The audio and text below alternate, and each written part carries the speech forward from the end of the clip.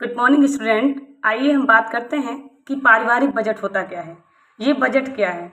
और बजट आज की दुनिया में इतना इम्पोर्टेंट शब्द है, इतना महत्वपूर्ण शब्द है कि जिसको समझना सभी के लिए एक आवश्यक कड़ी हो गई है। लेकिन हर व्यक्ति बजट को नहीं समझ पा रहा है और बजट को ना समझने की वजह से उसे आने वाले समय में उसे विभिन्न प्रकार की समस्याओं का सामना करना पड़ रहा है।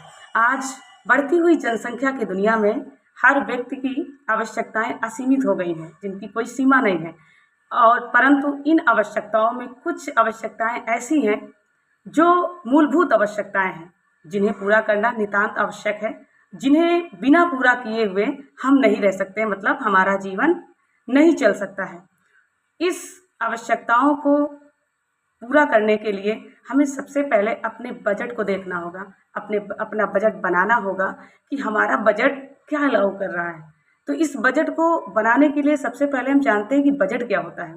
तो बजट की एक सिंपल सी डेफिनेशन है कि व्यक्ति की आय और व्यय, व्यक्ति की कितनी आय है और वो कितना खर्च करता है। तो आय और व्यय के ब्यौरे को, ब्यौरा मतलब लिखित रूप या दस्तावेज तैयार करना ही हमारा पारिवारिक या हमारा बजट होता है। इसी बजट में है, जब हम परिवार शब्द जोड़ देते हैं तब हम कहते हैं पारिवारिक बजट। तो पारिवारिक बजट का ही मतलब होता है कि परिवार के सदस्यों द्वारा, मेरी बात को थोड़ा सा गौर से समझिए, कि परिवार की सदस्यों द्वारा एक निश्चित समय में किए गए या निश्चित समय में किए गए सेवाओं के बदले में जो हमें आय प्राप्त होती है वो हमारी पारिवारिक आय होती है। इस पारिवारिक आय को कंप्लीट करने के लिए निश्चित समय होता है और इस समय में हम कौन सी सेवा कर रहे हैं, कौन सा वर्क कर रहे हैं, उस वर्क के बदले में हमें एक निश्चित समय में जो राशि मिलती है, राशि मतलब जो धनराशि प्राप्त होती है, वही हमारा पारिवारिक बजट है। और इस पारिवारिक बजट को जो हम सही तरीके से एक दस्तावेज में तैयार करके रख लेते हैं कि हमारी आवश्यकताएं कौन सी हैं, हमारी आरामदायक आवश्यकताएं, क्योंकि कुछ आवश्यकताएं ऐसी होती हैं जो आवश्यक आवश्यकताओं से जुड़ी हुई होती हैं। तो हमारी आरामदायक आवश्यकताएं कौन सी हैं, उसके बाद हमारी विलासितापूर्ण आवश्यकताएं कौन सी हैं, जैसे विभिन्न प्रकार के, भाई जीवन को सुचारू रूप से और प्रसन्न पूर्वक चलाने के लिए कुछ ना कुछ मनोरंजन भी होना चाहिए, तो उसको भी शामिल करना है। तो इस तरीके से अगर हम अपना एक बजट या एक लिखित रूप जब तैयार कर लेते हैं तो उसी को हम कहते हैं कि हमारा ये बजट है। और उस बजट को कंप्लीट करने से पहले हमारे दिमाग में एक बात विशेष होनी चाहिए कि हम बजट तो बना रहे हैं, बजट लिख रहे हैं, लेकिन बजट के लास्ट में हमें बचत का भी ध्यान रखना है, सेविंग भी करना है कि हमें इन रुपए में कुछ ना कुछ हमें सेविंग करना है, ताकि आने वाले फ्यूचर में, आने वाले भविष्य में अगर किसी प्रकार की कोई समस्या आ जाती है तो उसे किस तरीके से हमें सॉल्व करना है, उस समय ये हमारा बचत कार्य करता है। आसानी से हमारी समस्या भी सॉल्व हो जाती है। आइए हम समझते हैं कि बजट के प्रकार क्या हैं, बजट कितने प्रकार का होता है। तो बजट मुख्य रूप से 3 प्रकार का होता है, जिसमें कि सबसे पहले बजट होता है हमारा संतुलित बजट, दूसरा होता है घाटे का बजट, और तीसरा होता है हमारा बचत का बजट। तो संतुलित बजट का मतलब ही होता है संतुलित, मतलब बैलेंस।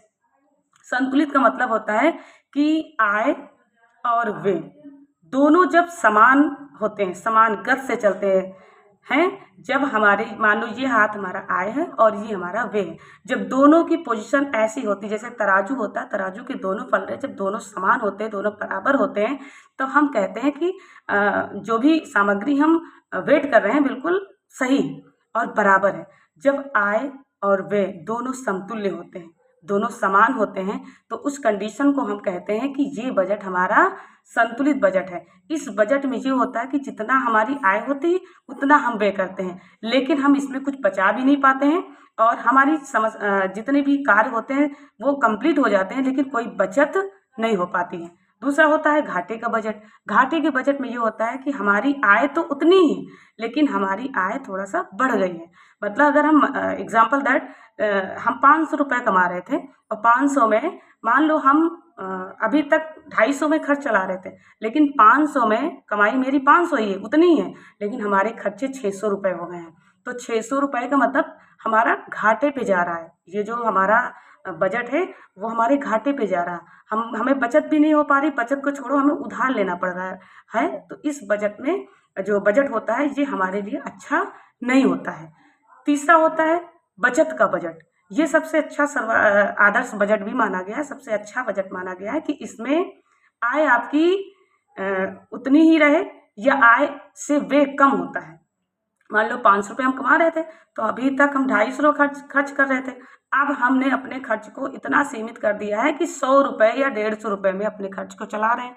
तो हमारा बचत हो रहा है कि नहीं हो रहा है? तो इस तरीके से जब हम अपनी आय पर विशेष ध्यान देंगे कि आय किस कैटेगरी में संतुलित चल रहा है, घाटे का चल रहा है, बचत का चल रहा है, तो इस तरीके से सोच कर अगर अपने बजट को हम आगे बढ़ाएंगे, आगे चलते रहेंगे और हमारे इस तरीके से आवश्यक कार्य भी हो जाएंगे, हमारा परिवार भी सुखी रहेगा और हमारे परिवार के जितनी भी आवश्यकताएं हैं वो पूरी हो जाएंगी और अंत में कुछ ना कुछ बचत भी कर लेंगे। परंतु यदि व्यक्ति विवेकपूर्ण से अपने बजट को कार्य में नहीं लेता है तो उसे कुछ न कुछ अंत समय में समस्याएं झेलनी पड़ती हैं।